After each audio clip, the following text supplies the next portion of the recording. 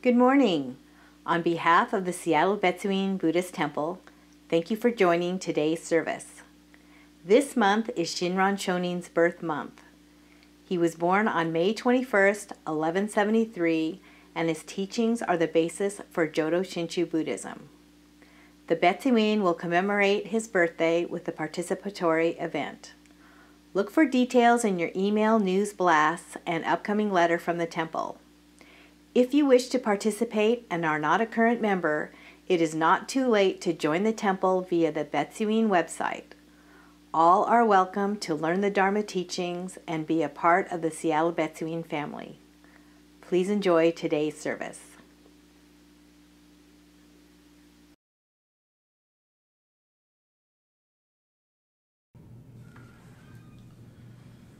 Namo Amida Butsu, Namo Amida Butsu, Namo Amida Butsu, Namo Amida Butsu, Namanda, Namanda, Namanda.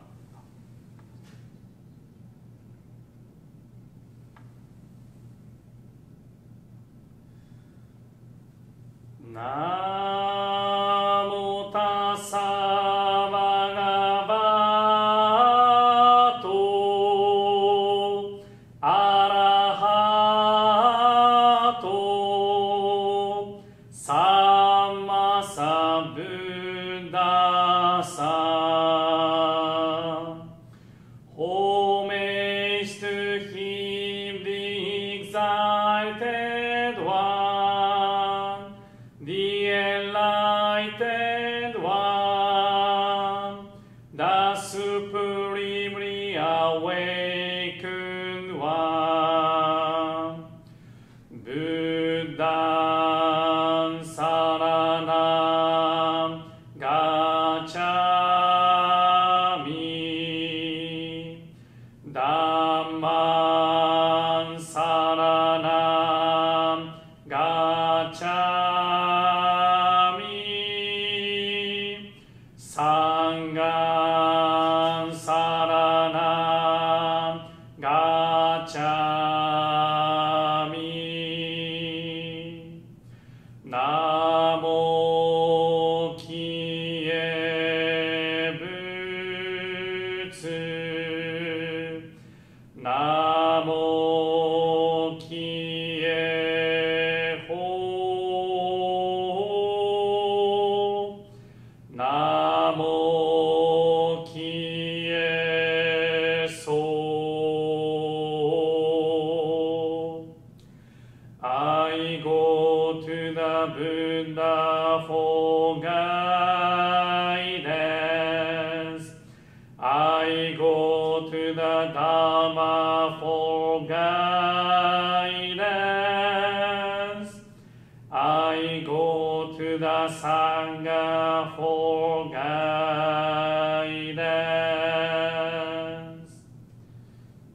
Namo Amida Butsu.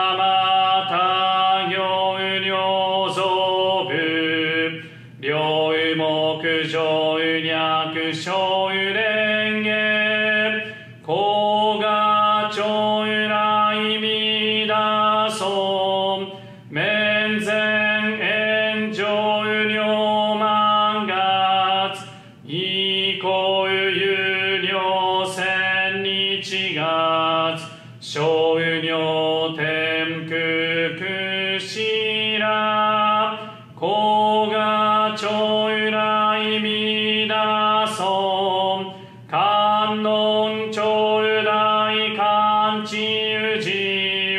主従名嘘い法有所有言のうぶくげどうまけうまんこがちょいらいみなそんむびむくこうしょうじょう習得けうけんよこく小さり役徳自在こがちょいらいみだそん実法病門菩薩衆無料小魔女三段一生主女願力自こがちょいらいみだそん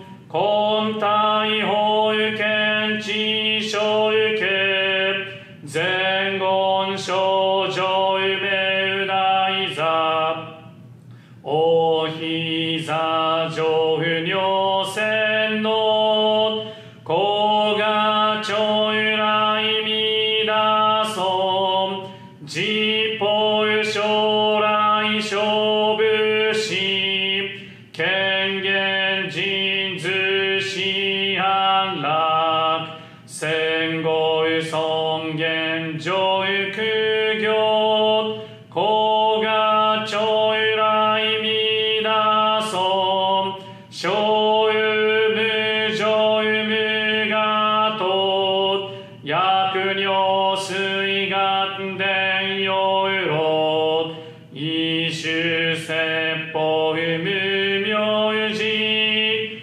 こがちょいらいみだそん非損仏説無悪病薬無尿に悪道不主任死心教非損こがちょいらいみだそん非損無料法勉強無少種悪知識おうじょう不体死亡大こがちょいらいみだそんがせん非損苦毒事修善無変了解水小逆前言小有上有者衛生主上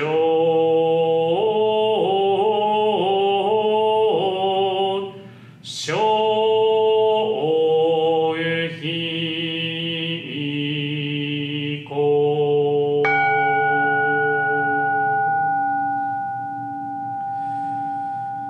ナ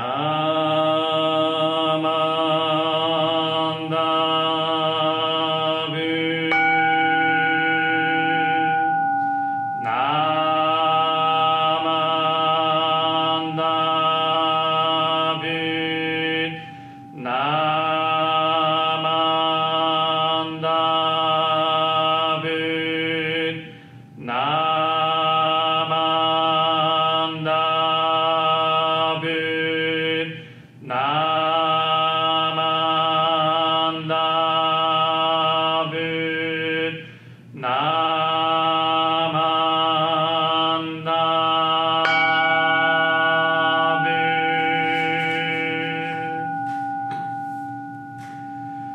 がんにしくどく病道生祭道有法菩大心お有上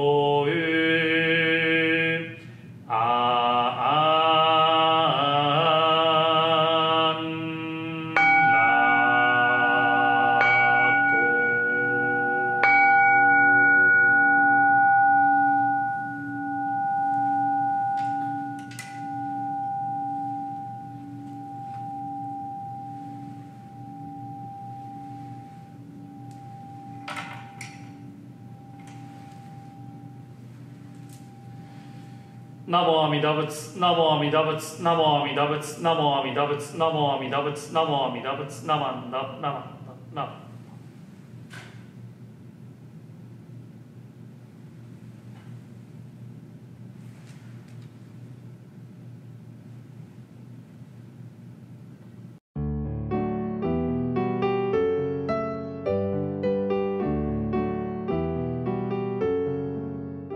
When I'm feeling blue in the morning and things go astray in the day, I feel your bright light shining true. Say Namo Amida Butsu. When I'm walking through the forest, there's a quietness I can feel. Nature surrounds me and your spirit too. Say Namo Amida Butsu. Dark clouds sometimes fill the sky.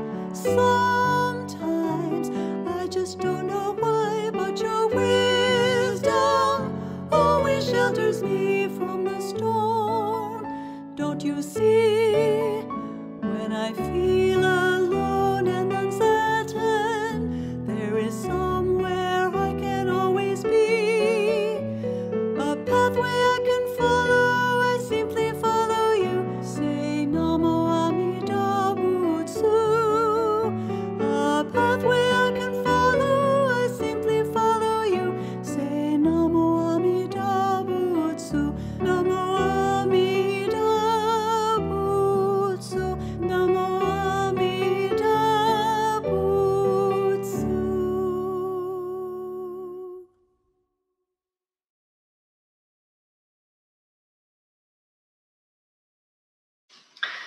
Please join me in Gassho.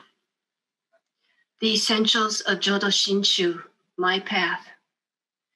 Teaching, attaining the entrusting heart, awakening to the compassion of Amida Tathagata. Through the working of the primal vow, we shall walk the path of life, reciting Amida's name, Namo Amida Butsu. At the end of life, we will be born in the Pure Land and attain Buddhahood, returning at once to this delusional world to guide people to awakening. Namo Amida Butsu, Namo Amida Butsu, Namo Amida Butsu.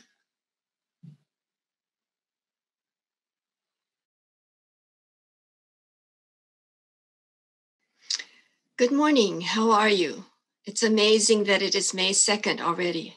I hope you have found ways to cope with the challenges that the last year and 2 months have brought us. Please join me in Gassho as I read a passage from the larger Sukhavati Vyuha Sutra as found in the collected works of Shinran. O Buddha, the wisdom of immeasurable light, whose body is like a mountain of pure gold, I now, in body, speech, and thought, place hands together and bow my head in worship. Namo Amida Butsu, Namo Amida Butsu, Namo Amida Butsu, Namo Amida Butsu, Namo Amida Butsu.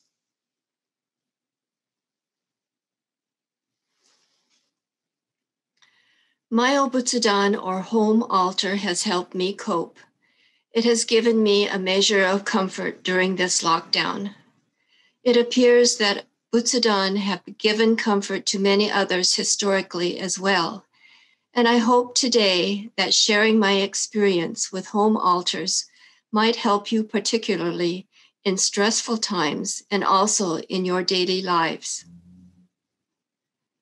Let me explain what an Obutsudan is, its origin, and my personal interactions with Butsudan. This is my Obutsudan, my home altar. It is located in an alcove area of my living room. This wooden cupboard holds the same object of reverence as the inner altar area of our Jodo Shinshu or Shin Buddhist temples. My altar holds a picture of Amida Buddha. It represents Namo Amida Buddha or Namo Amida Butsu in Japanese. The origin of Japanese Butsudan may be from medieval times, when an entire room held an image of Amida Buddha in homes of nobility. Gradually, it seems that as Buddhism spread to the commoners, the rooms became smaller and eventually became cabinets. It is customary to give offerings to Amida Buddha, and this custom may have started 500 years ago, when, during Obon, offerings were made in front of an altar to ancestors who returned spiritually back to this world. I believe at about that time, Rendyo Shonin was handing out Namo Amida Butsu's script on paper. I think that believers cherished the script and started keeping them safely in wooden boxes. So together with revering Amida Buddha and making offerings, we have Obutsudan. Today, Butsudan can vary in size and style, but the setup in Jodo Shinshu Shin Buddhism is standardized. Central to the Obutsudan is our object of reverence, Namo Amida Butsu, in statue or picture form, or preferably depicted in script or in writing. The basic accessories are cut flowers, symbolizing life or compassion, a candle symbolizing light or wisdom, and incense burner to make an offering of purity. Seattle Betsuin has received perhaps 30 or more Obutsudan throughout the 20 to 30 years. I think out of respect for Obutsudan and without enough reverence for them to keep them for themselves, loved ones of Obutsudan owners who have passed away have brought them here for proper care. Families usually bring Butsudan to the front door or to the main office, but one in particular was delivered mysteriously. It must have been the summer of 2018. A suspicious package was seen at our temple's Memorial Hall door. It was a cardboard box with no note of explanation. Since no one knew where it came from and what was in it, no one wanted to touch it. Maybe it was hazardous, but after several days, it was brought into the main building, and eventually I found it in the minister's assistant's room. I didn't know what it was, but I eventually opened it and found a well-cared-for Obutsudan. At first, I didn't know where it came from, but one day I found an old address label on the box, and it was addressed to someone I knew from my hometown. What a surprise! My friend George must have left the box. I called some of my family to find his phone number, and I finally got a hold of George. And sure enough, he had left it. He said he had called the office and asked if we would take it.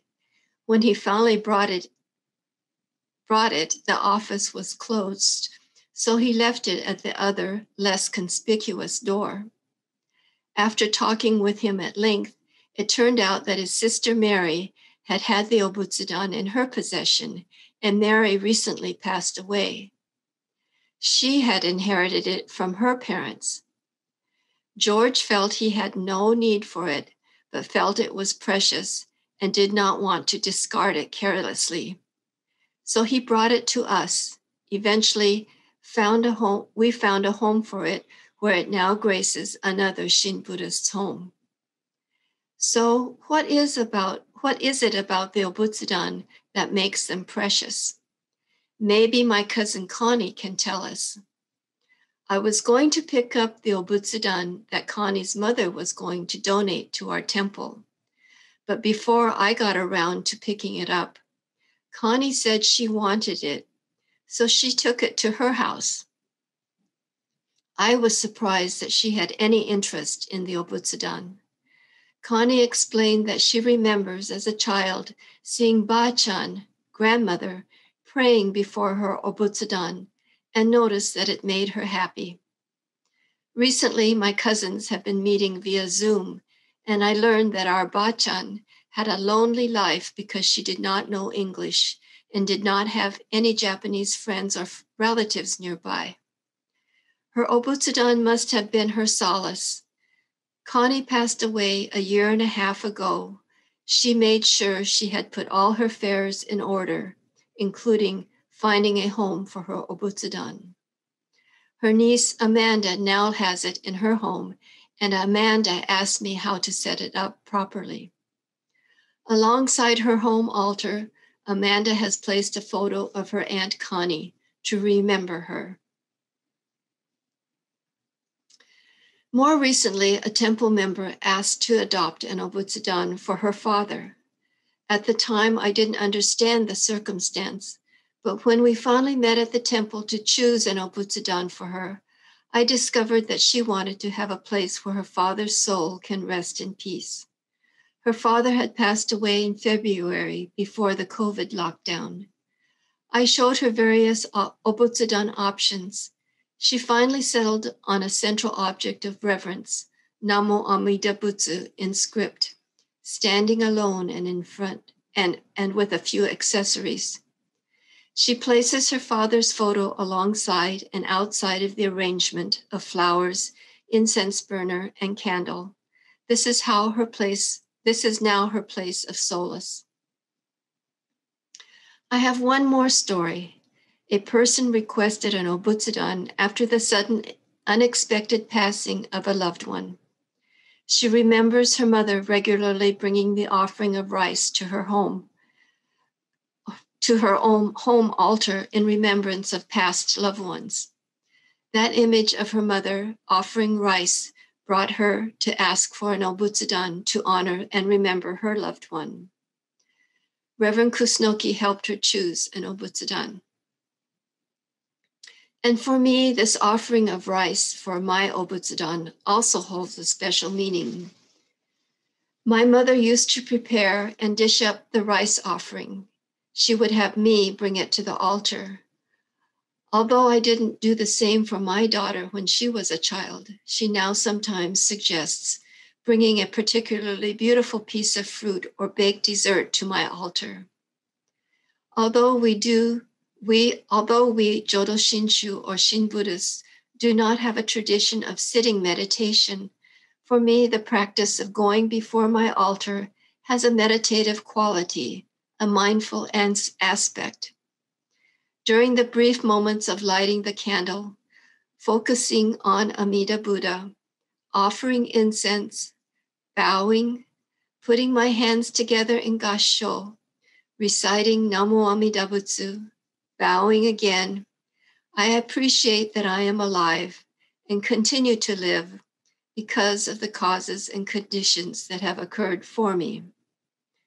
I notice that what usually brings people to the Obutsudan is to be close to their loved ones who have passed into the Pure Land and to give thanks for their lives, thanks for their own lives and their loved ones' lives. But ultimately, I should be grateful for all lives and conditions that give me this life, and that gratitude ultimately is toward Amida Buddha. I often hear people say, "Oh, I'm so grateful for my health. I'm so grateful for my children." I once asked, "Who or what are you grateful to?" The answer was, "I'm just grateful." I am happy to say that I am grateful to Amida Buddha, infinite wisdom and infinite compassion, that there is an object to my gratitude. Bringing rice to my Obutsudan brings me before Amida Buddha to place my hands together and say Namo Amida Butsu aloud, to bow, to be mindful of Amida Buddha's wisdom and compassion, to be reminded that I am here because of all other, especially in stressful times. Thank you, George and Connie, for entrusting your Obutsudan to others so that they may experience the working of Amida Buddha. For those who have adopted an Obutsudan, thank you for helping to carry on the work of Amida Buddha. In closing, please join me again in Gassho. O Buddha, the wisdom of immeasurable light, whose body is like a mountain of pure gold, I now in body, speech, and thought Place hands together and bow my head in worship. Namo Amida Butsu, Namo Amida Butsu, Namo Amida Butsu. Namanda Butsu, Namanda Butsu, Namanda Butsu.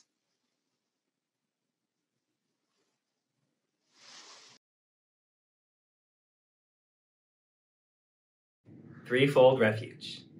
Difficult is it to receive a human form? Now we are living it. Difficult is it to hear the Dharma of the Buddha? Now we hear it.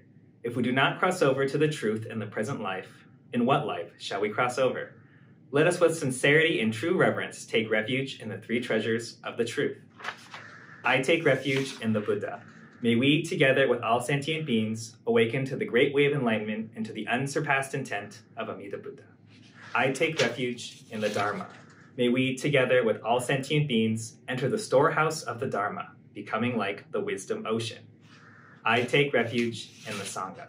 May we, together with all sentient beings, become units in true accord, in harmony with all things.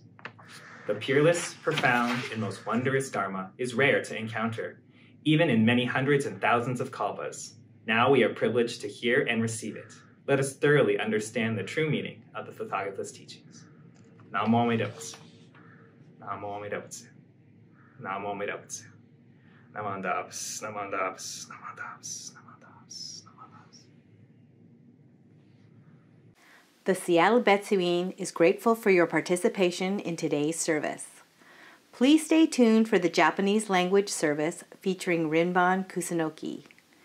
Thank you to Rinban Katsuya Kusunoki, Connor McKinney, Minister's Assistant Alex Sakamoto, Reverend Irene Goto, Minister's Assistant Jason Yokoyama, Kemi Nakabayashi, Kelly Enstrom, Gordon Tai of the Fresno Betsuine Buddhist Temple, Sandy Cressman, Michiko Wong, and Tyler Moriguchi for producing and presenting today's service.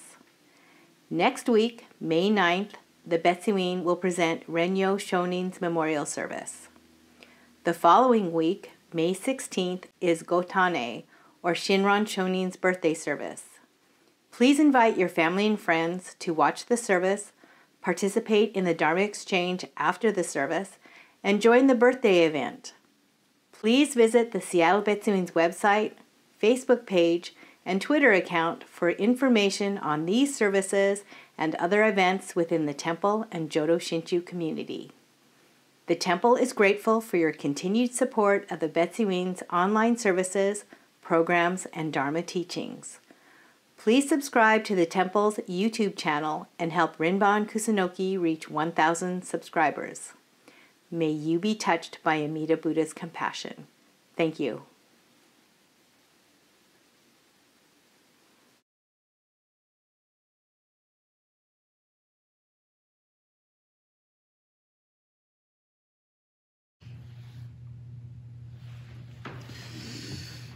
Namo Amida Butsu, Namo Amida Butsu, Namanda, Namanda, Namanda.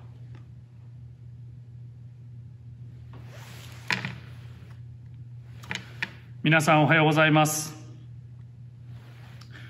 5月2日、シアトル別院の日本語講座、ようこそお参りくださいました。今日もですね、いつものように音読3、そして来3問の拝読から始めさせていただきたいと思います。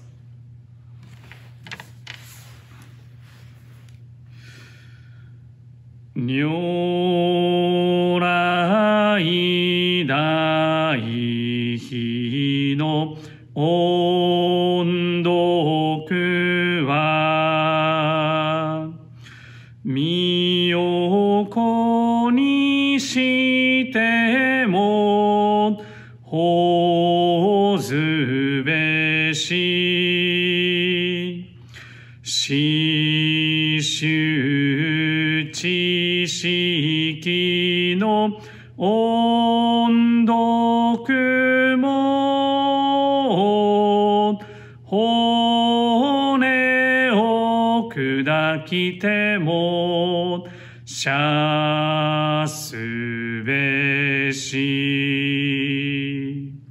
ナモアミダ仏、ナモアミダ仏、ナマンダ、ナマンダ。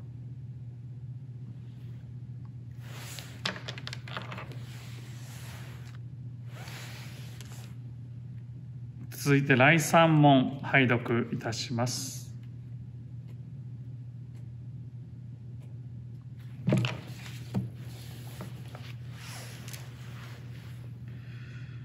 来3問、人参受け方し今すでに浮く、仏法聞き方し今すでに聞く、好み根性に向かってどせずんば、さらにいずれの章に向かってか好みをどせん。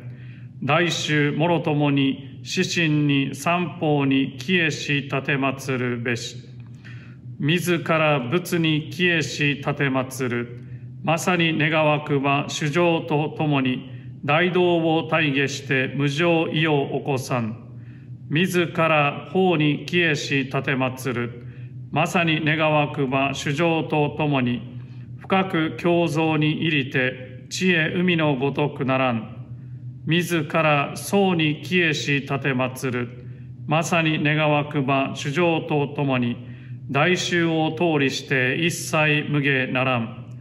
無常人人未明の法は百千万語にも愛用ことかたし、我今検問し授事することを得たり、願わくは如来の真実義を下し立てまつらん。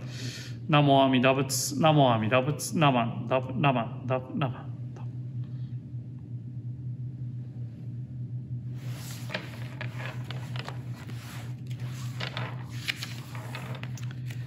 改めましておはようございます。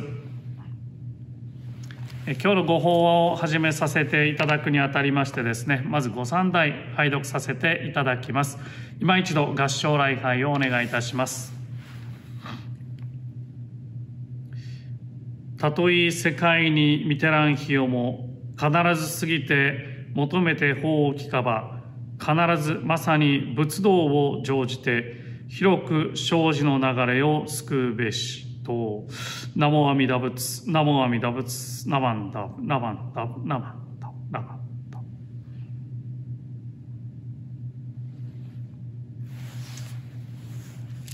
はい、改めましておはようございます。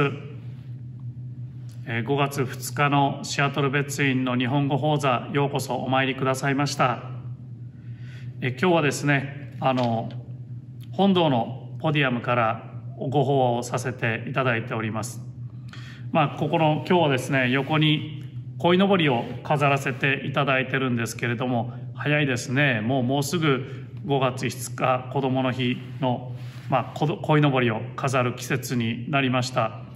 なんだかもうこの前片付けたばっかりだったのにな、またもう出す季節が来たのかっていうぐらいね、本当に何かあっという間にまたこの5月子どもの日が来たんだなっていうふうにですね、改めてそういう時の流れが早いなっていうふうに感じながら、これを今ね飾らせていただいております。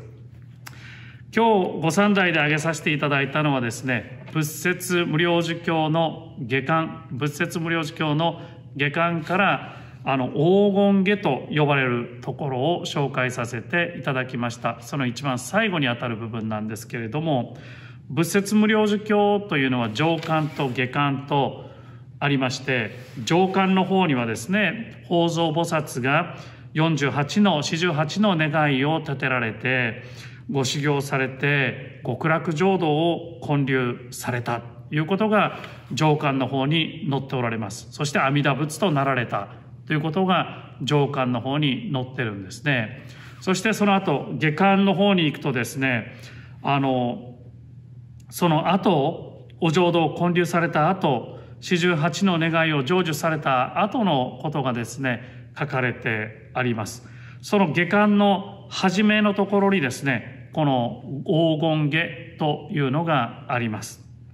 あらゆる仏様方、菩薩様方が阿弥陀仏を褒めたたえる。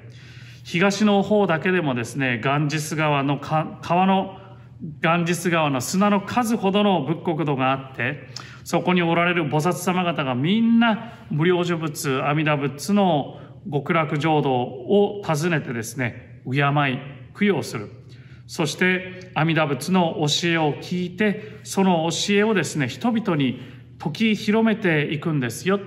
東の方だけでなくて、南、西、北、東南、西南、西北、東北、上下とですね、あらゆる国々の菩薩様方もその阿弥陀仏のお浄土を訪ねてくるんですよというのが、その黄金下というところに書かれててですね、その教えを聞きに行くその要となるところが阿弥陀仏のご本願によって阿弥陀仏の名を聞いて往生を願う者、極楽浄土に往生したいと願う者は残らずです。残らずみんなその国に行って、おのずから自然と不退転の位にもう後戻りしないお悟りを開かせていただく、そういう位につくことができるんですよということが書かれてあります。そういうことが書かれてある教えの一番最後のところにですね、今日ご三代で紹介させていただいた御文がございます。それはどういうふうに書かれてあるかというと、たとえ世界中が火の海になったとしても、ひるまず進み教えを聞くがよい。そうすれば必ず仏の悟りを完成して広く迷いの人々を救うであろうということが書かれてあるんですね。火の海の中に入ってでも学ぶ、聞く仏様の教えっていうのはどういうものなんでしょうか。今ここシャバ世界、人間世界で生きる私たちはどのように聞かせていただいたらいいのか、学ばせていただいたらいいのか、今日はそのことを皆さんと考えさせていただきたいと思います。菩薩様方、あらゆる仏国土の菩薩様方はですね、阿弥陀仏の極楽浄土へ行って教えを聞かせていただくと、この黄金下の中では書かれてありますけれども、では私たちはどうなんでしょうね。学ぶ場所、一般的に学ぶ場所と聞いて一番初めに思い浮かぶのはですね、学校ではないかなと思います。学校の授業では国語、算数、理科、社会、体育、音楽、美術、家庭科などなどですね、いろんなことを学びます。皆さんどんな教科が好きだったですか？私はですね、特に社会科、歴史が好きだったんですけれども、歴史を学ぶと言ってもですね、その年代とかいろんなことをただ暗記していくっていうのはあんまり面白く、それだけではなかなか面白くないですよね。一つの歴史的事実が何で起こったのか、どういう背景で起こったのか、その後どうなっていったのか、そしてどういうふうに今につながってきてるのか、例えばその昔の戦というものであったらですね、勝者の側から見た戦、敗者の側から見た戦、また周りのね、民衆の側から見た戦、一つの歴史的事象、そういうのをね、いろんな方向から見ていって一つの出来事の理解を深めていくということが楽しいなというふうに思います。国語、日本語にしてもですね、ただ言葉の読み書き、言葉だけをただ覚えていくだけではですね、なかなか頭に入ってこない、私なんか頭に入ってこないですし、面白いなとも思わないですけれども、その言葉がどういうふうに使われているのかとか、また自分がどういうふうに使ったらいいのかとか、またその文章を読んだ時にですね、どういうふうに理解したらいいのか、その文章に込められている作者の気持ち、意図っていうのはどういうものなんだろうかというのをですね、そういう文章とか言葉もいろんな角度から見ていくことで学びっていうのは深まっていくのかなと思います。教科はいろいろありますけれども、どの教科であってもですね、ただ知識とか技術を増やしていくだけではなくてですね、その学んだ知識とか技術をどう生かしていくのか、深めていくのかというところに学びの楽しみがあるのかなと思います。学校だけが学びの場ではありません。学校を卒業しても学ぶことは続きますよね。一つ例を挙げるとすれば、例えば私たちの健康、自分の体の健康をどのように維持していったらいいのか、食事の面、運動の面、医療の面、いろんな面から学んでいきます。で、その知識を得ただけではなくてですね、それをどう生かして健康を維持していくかというのを学んでいくわけです。またですね、体だけじゃなくて心の健康というのも心も健康な状態に保つことっていうのは大切ですよね。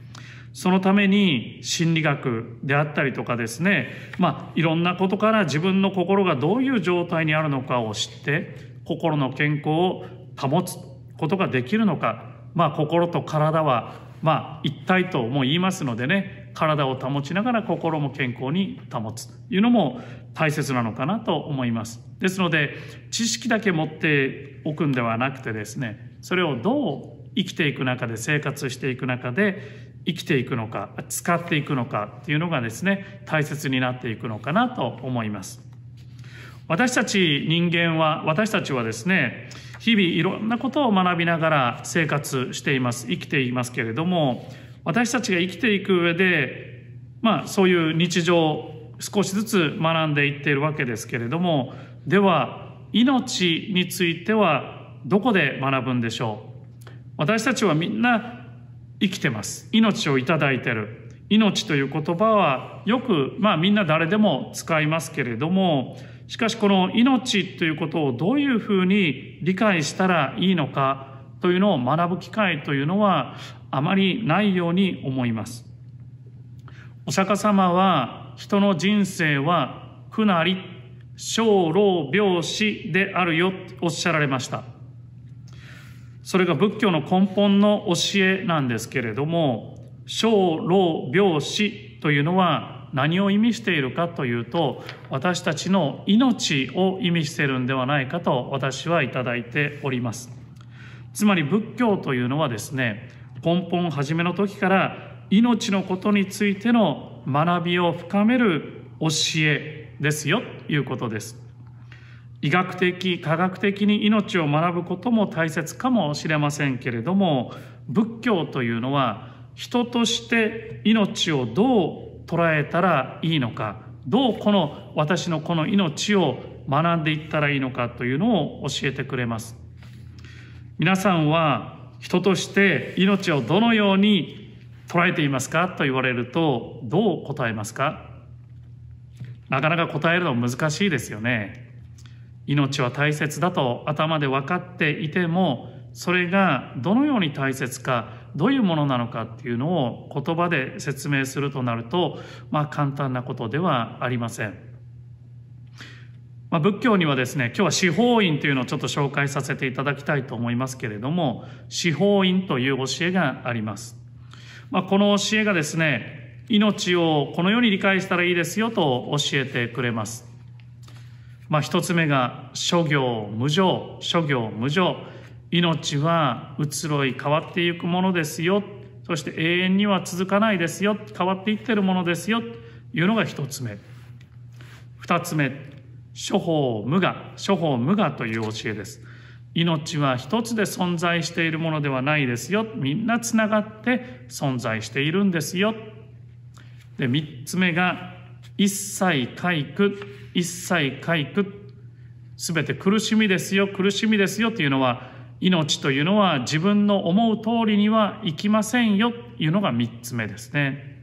そして最後四つ目がですね、涅槃寂情という教えです。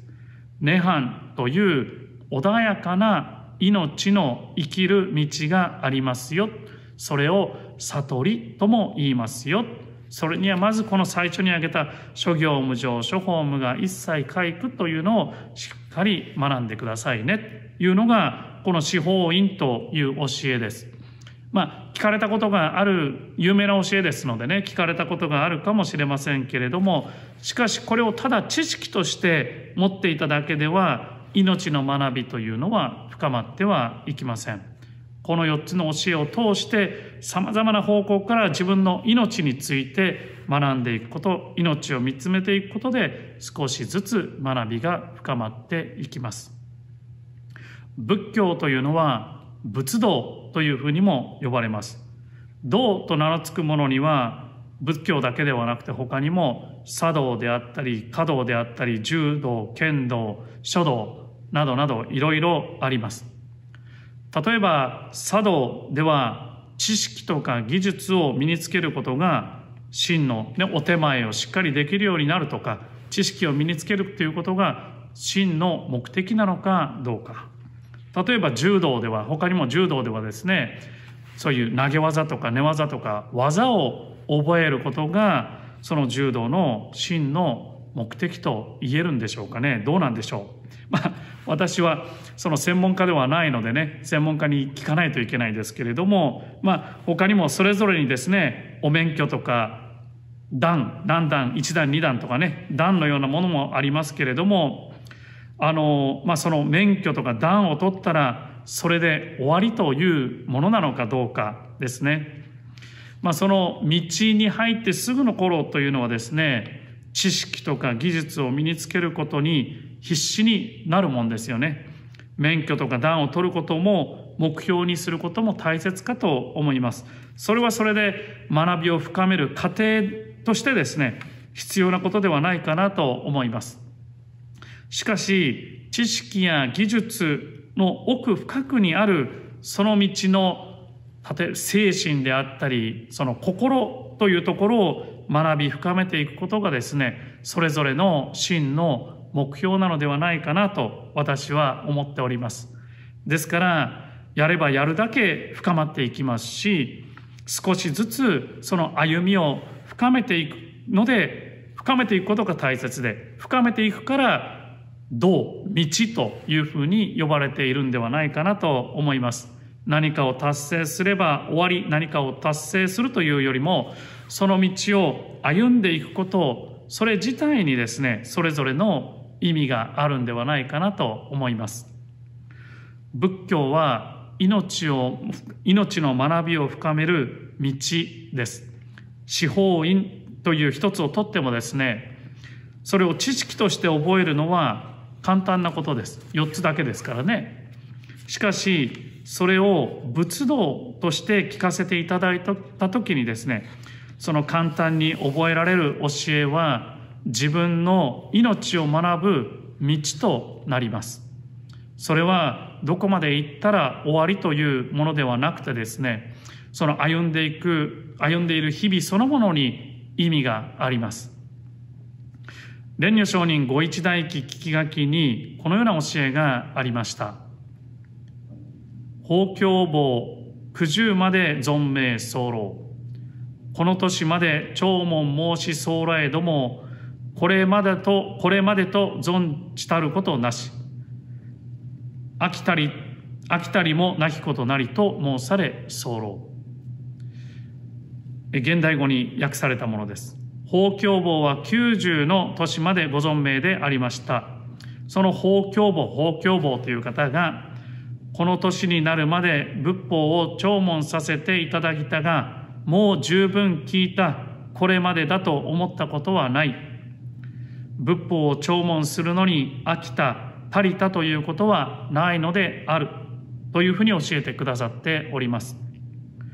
仏法というのは、たとえ世界が火に包まれたとしても、教えを聞きなさいというふうに大無量寿経にですね、教えていただいております。それくらい大切な教えですよということですよね。それは仏法が私の命について教えてくださる教えだからでしょう。その学びに終わりはなく、その道を歩んでいくことにこそ意味がある。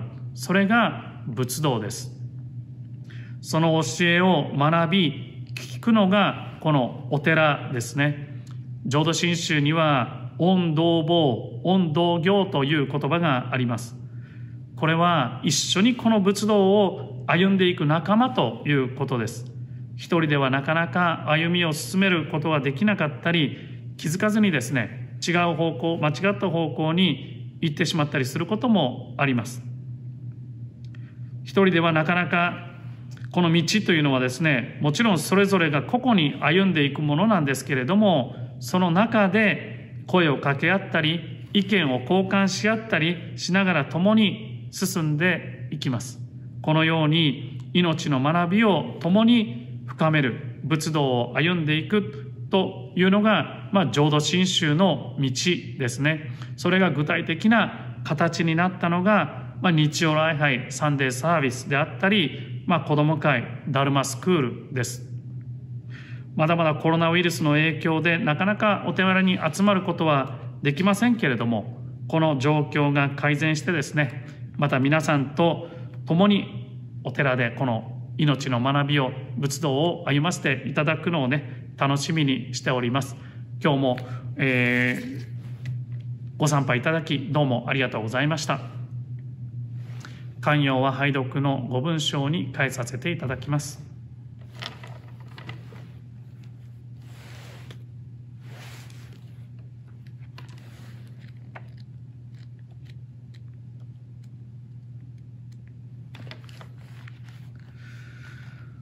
聖人一流のご関係の趣は、信心のもって本とせられ候。そのゆえは、もろもろの造業を投げ捨てて、一心に皆に君をすれば、不可思議の眼力として、仏の方より往生は事情をせしめたも。そのくらいを一年発起入賞上始終とも釈し、その上の称名念ブッダ、如来我が往生を定めたまいし、ご恩法人の念仏と心べきなり、あなかしこ、あなかしこ。ナモアミダ仏、ナモアミダ仏、ナモアミダ仏、ナマンダ、ナマンダ、ナマンダ。